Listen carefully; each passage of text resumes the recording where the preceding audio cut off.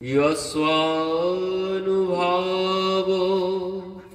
अखिलो श्रुतिसारमेकम् अध्यात्मदीपमतितितीर्षितामतमन्धम् संस्वारिणं करुणायः पुराणो गुह्यं तं वैशसूनुमुपयामि गुरुं मुनीना। यस्वानुभावो अखिल श्रुति सारमेकम् आध्यात्मदीपमतितितीर्षितं तमन्ध्यम् संस्वारिणं करुणायः पुराण गुह्यं तम वैशसूनुमुपयामि गुरुं मुनीनाम। যদি কোনো বিষয়ের প্রতি বা যদি কোনো কর্মের প্রতি রুচি না থাকে, যদি ভালোবাসা না থাকে, তো সেই কাজ আমার দ্বারা ভালো হবে? ও জোর করে করানো হবে। তো সংসারের সমস্ত কর্মের প্রতি আমাদের কিন্তু একটা স্বাভাবিক রুচি আছে। সংসারের বিষয়ের প্রতি খাওয়া দাওয়া, ঘুমানো, ঘুরে বেড়ানো, নানান রকম গল্প করা, সাংসারিক বিষয়ের প্রতি জীবের একটি স্বাভাবিক রুচি থাকে। এতে কাউকে ও রুচি আনতে হয় না, বলতে হয় না, শেখাতে হয় না। স্বাভাবিকভাবেই আমাদের মধ্যে খাওয়া দাওয়ার প্রতি, ঘুরে বেড়ানোর প্রতি, সংসারের প্রতি একটা স্বাভাবিক ভালোবাসা বা স্বাভাবিক রুচি চলেই আসে সহজাতভাবে। কিন্তু এই রুচি যদি বলছেন এই ভগবানের কথার প্রতি, ভগবানের কথার প্রতি জীবের কিন্তু রুচি হয় না। সংসারের প্রতি যেমন একটা সংসারের বিষয়ের প্রতি আমাদের একটা রুচি স্বাভাবিকভাবে চলে আসে, কিন্তু ভগবানের কথার প্রতি, ভগবানের সেবার প্রতি, ভগবানের প্রতি আমাদের কিন্তু রুচি স্বাভাবিকভাবে আসে না। এ খুব অল্প মানুষের মধ্যে পাওয়া যাবে। ভগবানের কথা শুনতে সবাই ভালোবাসে না, ভগবানের নাম করতে সবাই ভালোবাসে না, ভগবানের সেবা করতে সবাই ভালোবাসে না। তো এই ভগবানের সেবার প্রতি, ভগবানের কথার প্রতি, ভগবানের নামের প্রতি যদি কারো ভালোবাসা এসে যায় স্বাভাবিকভাবে, তখন কি বুঝবেন? যদি কারো স্বাভাবিকভাবে ভগবানের কথার প্রতি, ভগবানের নামের প্রতি যদি স্বাভাবিক প্রেম আসে, তখন জানতে হবে যে এ কিন্তু তার নিজের ইচ্ছায় সম্ভব নয়। ভগবানের প্রতি প্রেম, ভগবানের কথার প্রতি প্রেম, ভগবানের সেবার প্রতি প্রেম, এ কিন্তু জীবের নিজের ইচ্ছায় সম্ভব নয়। এ যদি ভগবান কৃপা করেন তার দ্বারাই একমাত্র সম্ভব। এই কথা শ্রবণ, এই কথা শ্রবণ সবাই করতে পারে না। ভগবানের কথা শ্রবণ, এই যে দেখুন কত মানুষের অনেক অর্থ আছে, বাড়ি গাড়ি সব আছে, সবাই কিন্তু চাইলেও বাড়িতে ভগবানের জন্য উৎসব, ভগবানের কথা, এই ভাগবত কথা, এই নাম যজ্ঞ, এই ব্যবস্থা করতে পারবেন না। সবার দ্বারা সম্ভব নয়। অনেক পয়সা থাকলেও এ সম্ভব নয়। এ কখন হয়? ভগবান যখন কৃপা করেন একমাত্র তখনই সম্ভব। এ ভগবানের কৃপা না হলে, অনেক মানুষের কত অর্থ আছে, আমার কিছু নেই, ঘর বাড়ি নেই, ঘর বাড়ি করতে পারিনি, তো আমি ওইসব করে পয়সা নষ্ট করবো কেন? স্বাভাবিকভাবে চিন্তা আসে সংসারী জীবের যে আমি এখন একটা ঘর বাড়ি করতে পারলাম না, এখনো 50-60 হাজার টাকা এই সমস্ত অনুষ্ঠান করে খরচ করা অনর্থক, কেন করতে যাব? এ সবার দ্বারা সম্ভব নয়। জন খেটে খেয়েও মানুষ এই ভগবানের কথার ব্যবস্থা, নাম যজ্ঞের ব্যবস্থা করছে। আবার কেউ কি হচ্ছে, অনেক আছে অনেক গাড়ি বাড়ি ধন সম্পদ আছে, তার দ্বারা হচ্ছে না কেন? বলছেন এ সম্ভব নয়। এই ব্যবস্থা করা ভগবানের সেবা এ সবার দ্বারা সম্ভব নয়। ভগবান যাকে দিয়ে কৃপা করে করাবেন একমাত্র সেই এই পথে আসতে পারেন, অন্য কারোর দ্বারা সম্ভব নয়। ভগবানের কৃপা ছাড়া ভগবানের এই কথা শ্রবণ করা সম্ভব নয়। এখানে তো কত মানুষ আছে, সবাই শ্রবণ করতে পারবে না, এ কথা সবার দ্বারা শ্রবণ করা সম্ভব নয়। বললেন এখানে সেই বসতে পারবে, ভগবান যাকে হাত ধরে এনে বসাবেন সেই একমাত্র ভাগবতের সম্মুখে বসতে পারেন, অন্য কেউ বসতে পারেন না। এ ভাগবত কি? এ ভাগবত কিন্তু যেমন তেমন কোনো কিছু নয়, স্বয়ং ভগবান বাগ্ময়ী মূর্তিতে আবির্ভূত হয়েছেন, অন্য কিছু নয়। স্বয়ং ভগবানই ভাগবত রূপে আবির্ভূত হয়েছেন কলির জীবকে কৃপা করার জন্য। এখানে কি বলছেন দেখুন, ভাগবতে ইয়স্বানুভাগো অখিল শ্রুতি সারমেকম আধ্যাত্ম দীপ মতিতিতি ঋষিতম তমন্ধ্যম সংসারীণম করুণায়ঃ পুরাণ গুহ্যম তম ব্যাস সোনু মুপয়ামি গুরুম মুনিনাম। কি বললেন এখানে? বলছেন ইয়স্বানুভাগো অখিল শ্রুতি সারমেকম, বলছেন জগতের যত শাস্ত্র আছে, বেদ আদি যত ধর্মগ্রন্থ আছে, সেই সমস্ত শাস্ত্রের সার, অখিল শ্রুতি সারমেকম, সমস্ত জগতের শাস্ত্রের সার নির্যাস কি করেছেন? বলছেন সেই সমস্ত শাস্ত্রের সার করে নিয়ে বললেন সেই সমস্ত শাস্ত্রের নির্যাস আমাদের কাছে উপস্থিত করেছেন। কি বললেন? আধ্যাত্ম দীপ মতিতিতি ঋষিতাম তমন্ধ্যম। কেন এনেছেন? এই ব্যাসদেবজি, সুখদেবজি এই ভাগবত কেন এনেছেন আমাদের কাছে? বলছেন এই ভাগবত অন্য কিছু নয়। বললেন সমস্ত বেদ আদি যত শাস্ত্র আছে, চতুর্বেদ আমাদের, ঋক সাম যজু অথর্ব, তো এই বেদ 17টি পুরাণ, ভাগবত সহ 18টি পুরাণ, উপপুরাণ, বলছেন যত শাস্ত্র গ্রন্থ আছে সমস্ত শাস্ত্রের সার নির্যাস আমাদের কাছে এনে উপস্থিত করেছেন। বলছেন আধ্যাত্ম দীপ মতিতিতি ঋষিতাম ত্যমন্ধ্যম, বললেন আধ্যাত্মের প্রদীপ জ্বেলেছেন, সমস্ত শাস্ত্রের সার রূপী প্রদীপ জ্বালিয়েছেন। কিসের জন্যে? বলছেন আধ্যাত্ম দীপ মতিতিতি ঋষিতাম ত্যমন্ধ্যম, বলছেন অন্ধকার দূর করার জন্যে এই প্রদীপ জ্বালানো হয়েছে। কোন প্রদীপ? বলছেন ভাগবত রূপী প্রদীপ জ্বালানো হয়েছে। কোন অন্ধকার দূর করার জন্যে? বলছেন জগতে যত মায়ার অন্ধকার, জগতের মায়ার অন্ধকার দূর করার জন্যে। বললেন সংসারীণম করুণায়ঃ পুরাণ গুহ্যম, বললেন সংসারীদের জন্যে, সংসারী জীবের উদ্ধারের জন্যে এই আধ্যাত্মের প্রদীপ জ্বালা হয়েছে। এই প্রদীপের আলোকে যিনি বসবেন, এই প্রদীপের সম্মুখে এসে যিনি বসবেন, বলছেন তার সমস্ত অন্ধকার চলে যাবে, জীবনের সমস্ত অন্ধকার চলে যাবে যখন এই আধ্যাত্মের প্রদীপের আলোর সম্মুখে বসব। তো এই আলো জ্বেলেছে কে? বলছেন সংসারিণাম করুণায়ঃ পুরাণ গুহ্যম তম ব্যাস শুনু মুপয়ামি গুরুম মুনিনা।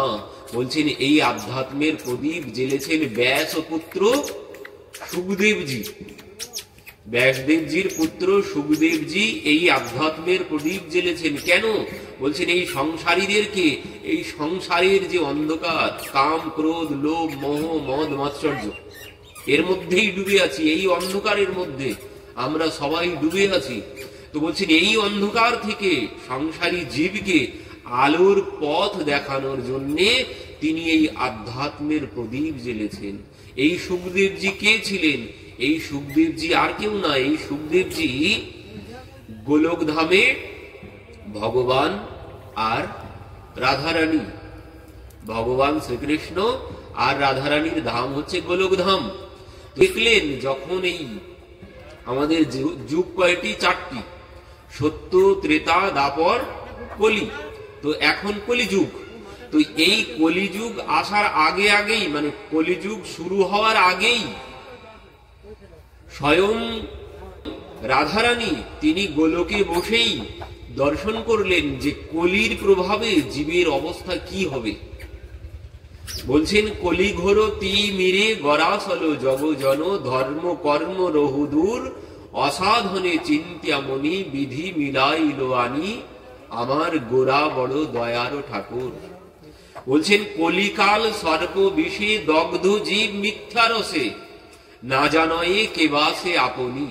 তো গোলকে বসে বসে স্বয়ং রাধারানী তিনি দর্শন করলেন যে এই কলির প্রভাবে জীবের অবস্থা কি হবে। বলছেন, কলিকাল সর্প বিষে মানে কলিরূপ সর্প, এই কলি যুগের যে বিষ, কলি যুগে যে বিষ আছে, এই কলির প্রভাবে বলছেন জীব সব কিছু ভুলে গেছে। বলছেন, কলিকাল সর্প বিষে দগ্ধ জীব মিথ্যা রসে, কলির বিষে জীব ছটপট করছে।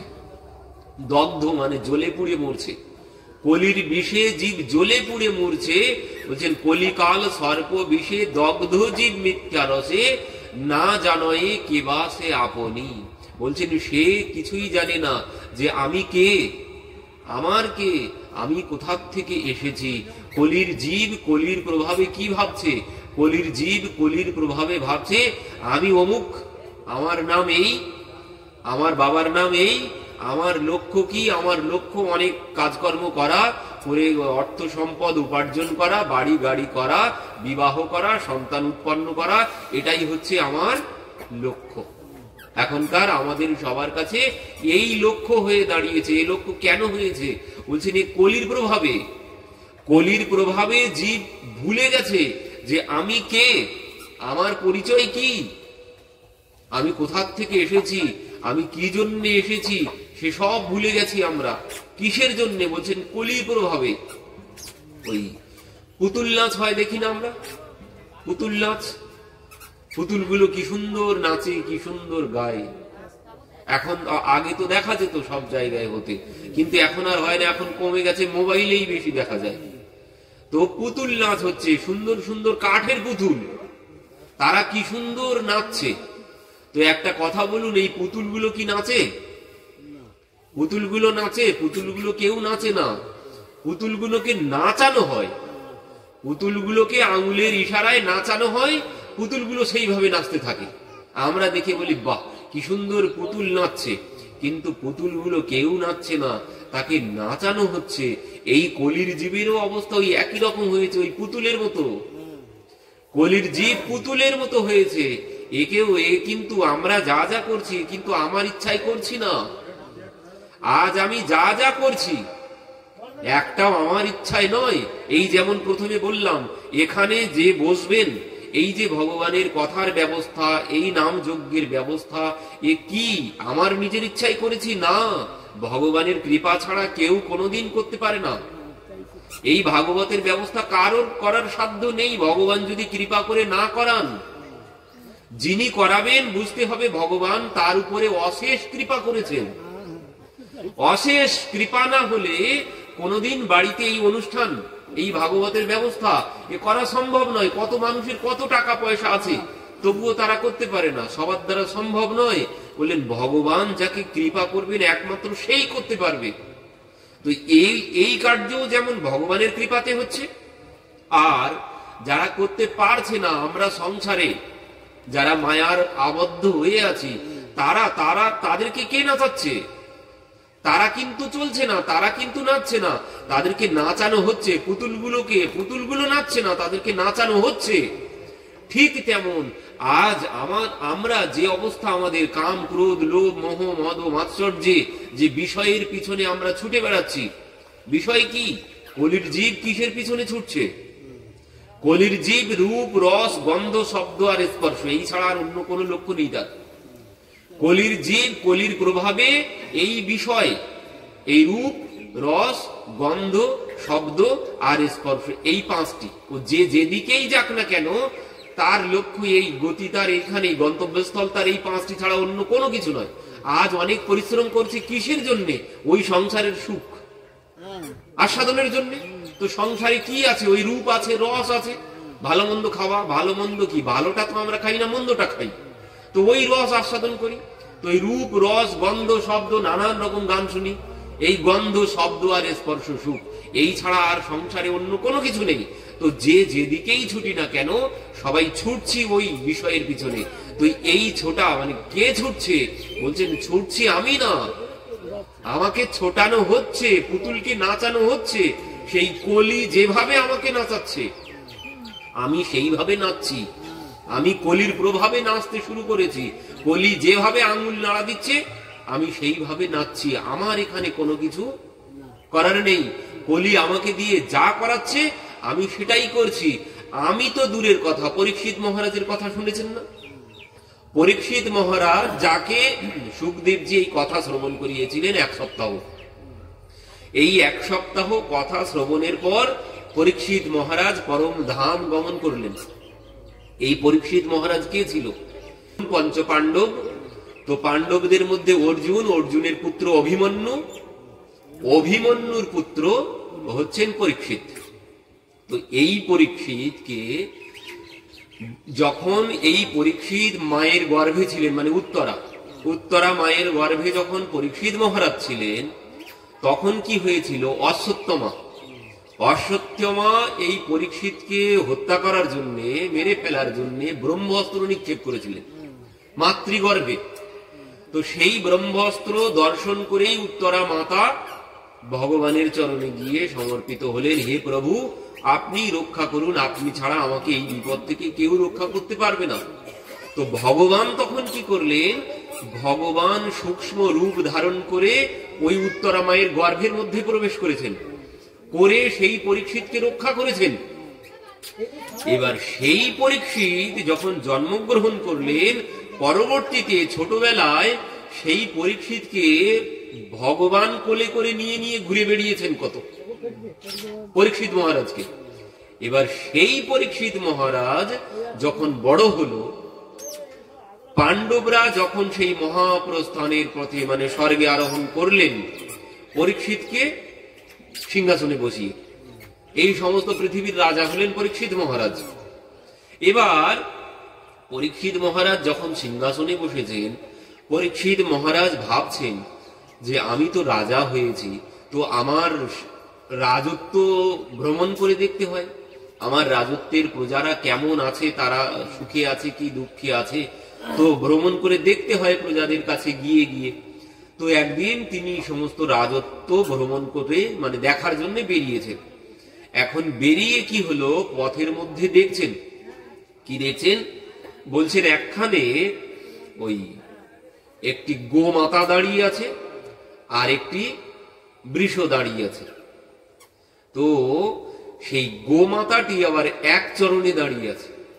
সেখানে একজন সেই গোমাতার চরণে প্রহার করছে, মানে তার 3টি পা নেই, একটা পা আছে, একটা পায়ে দাঁড়িয়ে আছে, আর সেই একটা পাওকে ভেঙে দিতে চাইছে একজন, লাঠি দিয়ে প্রহার করছে। পরীক্ষিত মহারাজ এই দেখেই সঙ্গে সঙ্গে নেমে পড়েছেন, ঘোড়ার পিঠ থেকে নেমে পড়েছেন। নেমেই তার কাছে গিয়েছেন, বলছেন ওরে তো এত বড় সাহস তোর, তুই আমার রাজত্বে এসে এইভাবে নিরীহ প্রাণীদেরকে অত্যাচার করছিস, কে তুই?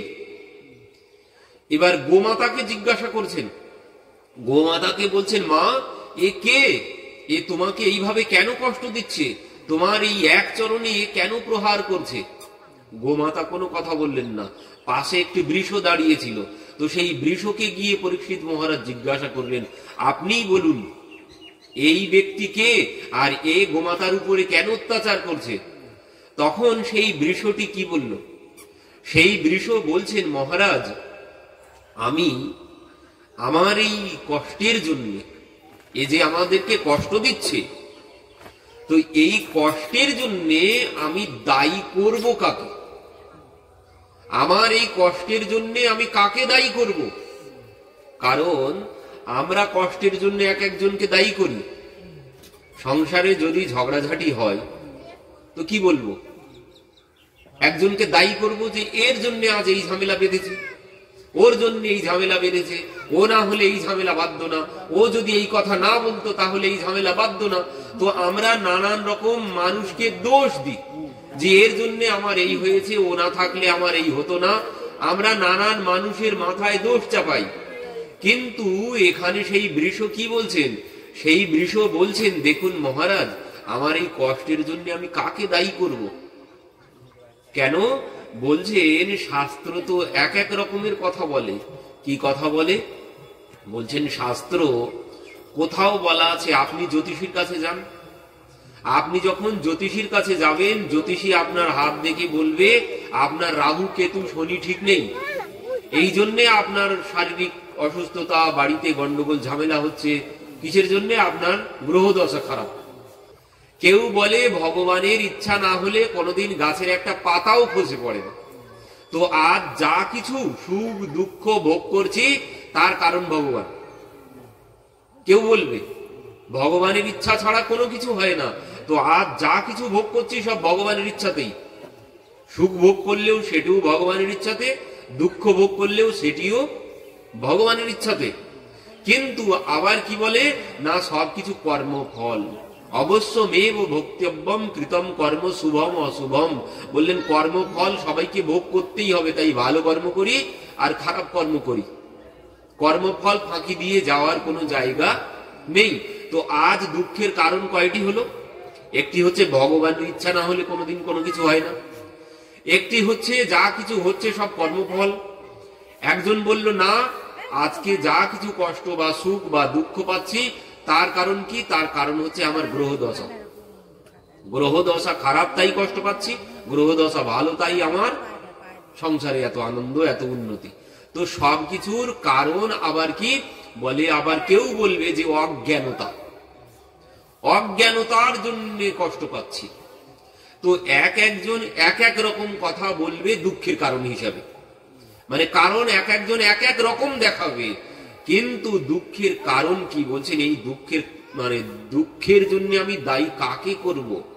বলছেন দুঃখের কারণ একটাই, সেটি কি? সেটি হচ্ছে কর্মফল।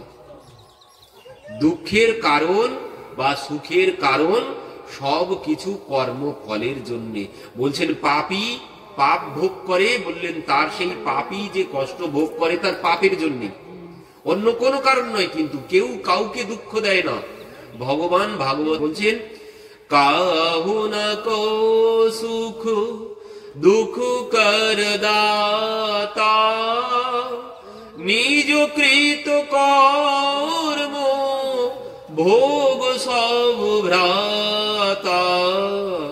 কাহু না কো সুখ দুঃখ কর দাতা। বলছেন ভগবান কাউকে সুখও দেন না, তিনি কাউকে দুঃখও দেন না। আজ যা যা ভোগ করছি সবকিছু নিজের নিজের কর্মফল। এখানে ভগবানের কোনো হাত নেই, ভগবানকে দোষ দিয়ে কোনো লাভ নেই। আর যা যা কষ্ট ভোগ করছি, যা যা সুখ ভোগ করছি, এখানে কিন্তু কারোর দোষ নেই, অন্য কাউকে দোষ দিয়ে কোনো লাভ হবে না। বৌমা গালাগালি দেয় শাশুড়িকে, শাশুড়ি গালাগালি দেয় বৌমাকে। এই মুখ পুরি না আনলে আজকে এই দিন হতো না, দেখতে হতো না। তো এই গালাগালি দিয়ে কোনো লাভ নেই। এসব আমার পূর্ব জন্মের প্রারব্ধের কর্মফল, এখনকার কিন্তু কোনো কিছু নয়। আজকে একটা আমের বীজ পুতুল, আজকে একটা আমের বীজ মাটিতে পুঁতে দেন, তুই কি আজকেই তাতে ফল হবে নাকি? সময় লাগবে। তো আজ যা যা ফল ফলছে সংসারে, যা যা হচ্ছে, বলছেন এর বীজ কিন্তু আগে পূর্ব জন্মে বসিয়ে রেখেছি, তার ফল আজ ফলছে। কিন্তু আজকের কোনো কিছু না, আজ কাউকে কোনো দোষ দিয়ে লাভ নেই। আজ যা যা হচ্ছে সব নিজের নিজের কর্মফল, এই ছাড়া অন্য কোনো কিছু নয়। কাউকে দোষ দিয়ে কোনো লাভ হবে না। তো রাধারানী দর্শন করলেন এই কলির প্রভাবে জীবের অবস্থা। বলছেন এই কলির প্রভাবে জীব ওই পুতুলের মতো নাচছে। আর পুতুলকে যেভাবে নাচানো হয় পুতুল সেইভাবে নাচে। তো আজ আমাকে কলি এসে যেভাবে নাচাচ্ছে আমি সেইভাবে নাচছি। তো এই পরীক্ষিত মহারাজ পরবর্তীতে জিজ্ঞাসা করলেন, মানে ওই গোমাতা যখন এই এই কারণ দেখালেন দুঃখের, তখন পরীক্ষিত মহারাজ বলছেন, বুঝেছি আপনি ধর্ম ছাড়া আর কেউ না, ধর্ম ছাড়া কেউ এমন কথা বলবে না, দুঃখের কারণ আমরা অন্যের মাথায় চাপিয়ে দিই, কিন্তু বলছেন আপনি স্বয়ং ধর্ম, তো বলুন একে। এবার সেই তার কাছে গিয়েছে, যে গোমাতাকে প্রহার করছিল তার কাছে জিজ্ঞাসা করছেন, বল তুই কে, তোর এত বড় সাহস কেন, তুই আমার রাজত্বে এসে নিরীহ প্রাণীদেরকে এইভাবে অত্যাচার করছিস, বল তুই কে, না হলে তোকে আমি এক্ষুনি হত্যা করে ফেলবো। এবার সঙ্গে সঙ্গে সেই কলি কি করেছেন, পরীক্ষিত মহারাজের চরণে গিয়ে দণ্ডবৎ হয়ে লুটিয়ে মানে শুয়ে পড়েছেন। বলছেন, মহারাজ আপনি আমাকে রক্ষা করুন, আমি কলি, আমি কলি, আপনি আমাকে রক্ষা করুন। বলছেন, তুই আমার রাজত্বে কেন এসেছিস, আমার রাজত্ব ছেড়ে এক্ষুনি বেরিয়ে চলে যা। কলি বলছেন, মহারাজ আমি যাব কোথায়, এই সমস্ত পৃথিবীটাই আপনার রাজত্ব, আমি পৃথিবী ছেড়ে যাব কোথায়, যাওয়ার জায়গা নেই। ওর থেকে মহারাজ আপনি আমাকে থাকার জন্য কয়েকটি জায়গা দিয়ে দেন, আমি সেখানে থাকবো, অন্য কোথাও যাব না। আপনি যেখানে থাকার ব্যবস্থা করে দেবেন আমাকে, আমি সেইখানেই থাকবো, অন্য কোথাও আমি যাব না। তো তখন পরীক্ষিত মহারাজ বলছেন, ঠিক আছে আমি তোকে জায়গা দিয়ে দিচ্ছি। কি কি জায়গা দিলেন, বললেন, দূতম পানম স্ত্রিয়ঃ সুনা যত্র ধর্ম চতুর্বিধ। বলছেন এই 4টি জায়গায় আমি তোকে জায়গা দিয়ে দিলাম, তুই এখানে থাকবি।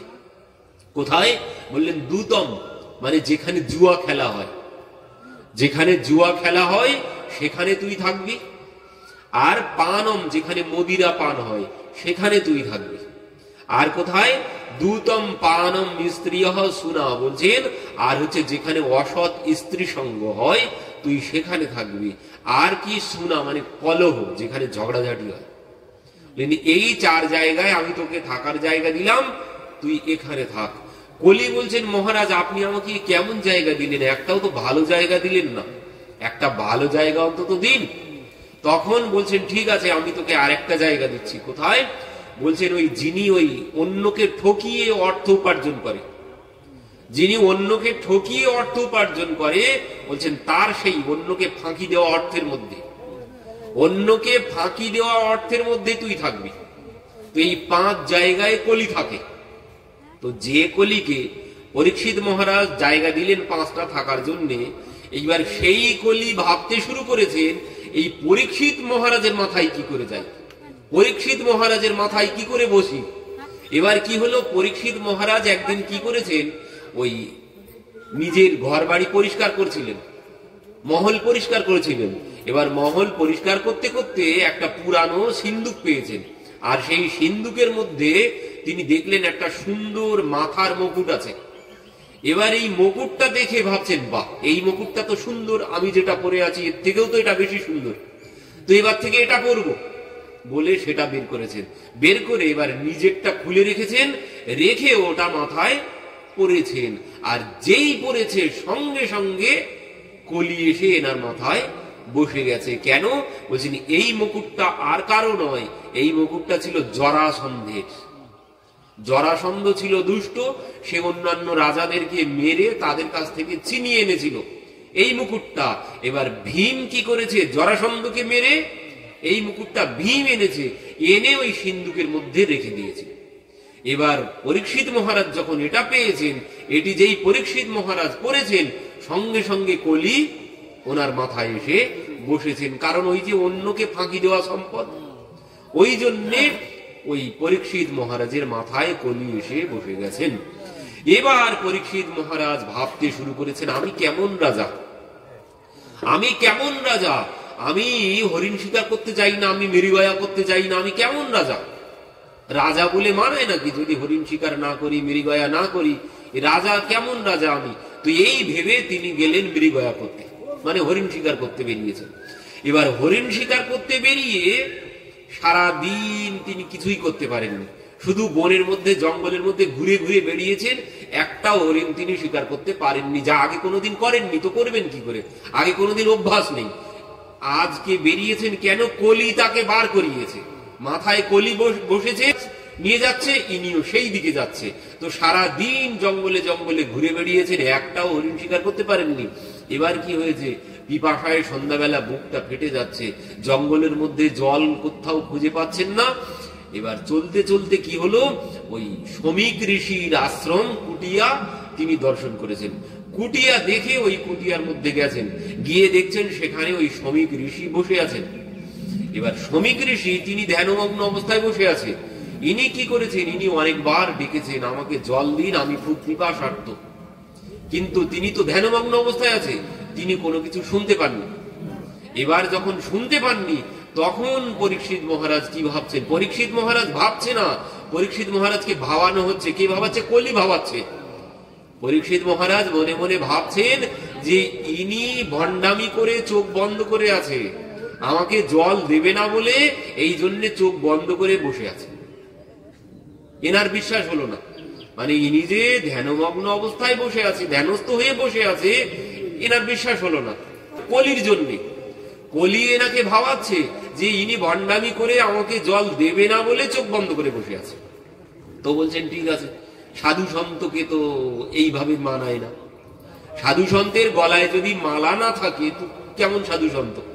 তো সেই জন্য ইনি কি করেছেন, বলছেন আজ সাধুর উপযুক্ত সম্মান করব।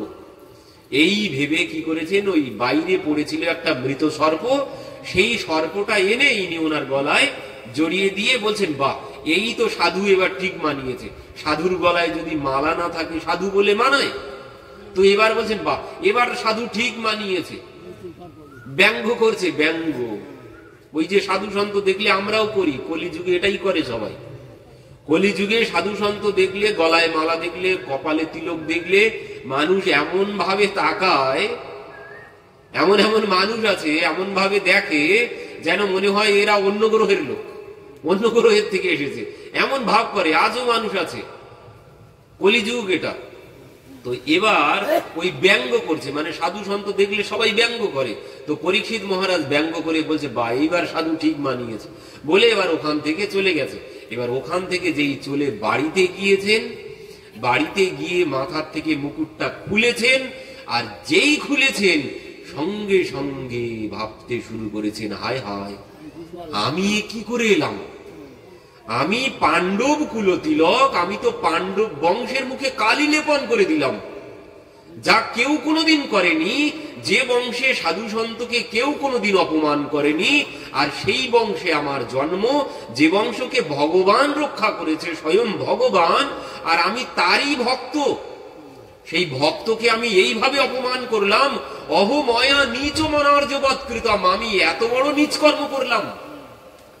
বলছেন আমার মতো কুলাঙ্গার সংসারে বেঁচে থাকার অধিকার নেই, আমার কেন মৃত্যু হচ্ছে না, আমার মাথায় কেন বজ্রপাত হচ্ছে না এক্ষুনি। এই বলতে বলতে কি হয়েছে, এদিকে যখন ওই শমিক ঋষির পুত্র শৃঙ্গী সংবাদ পেয়েছে যে তোর পিতার গলায় মহারাজ পরীক্ষিত মৃত সর্প জড়িয়ে দিয়ে গেছে, আর এই কথা শুনেই শৃঙ্গী কৌশিকী নদীতে স্নান করতে গিয়েছিল, আর ওই কৌশিকী নদীতে যখন এই কথা শুনেছে স্নান করতে করতে, সঙ্গে সঙ্গে কি বলছেন, কৌশিকী নদীর জল হাতে নিয়েছেন, নিয়ে বলছেন বাঘ বজ্র বিশেষর্য, মানে বজ্র নিক্ষেপ করেছে। কি বজ্র? বাঘ বজ্র, বাণীর বজ্র। ব্রাহ্মণের বাণীতে বজ্র নিক্ষেপ হতো আগের দিনে, ও যা বলবে সঙ্গে সঙ্গে ভুলে যাবে, ব্রাহ্মণের বাণীর এমন শক্তি ছিল। তো বলছেন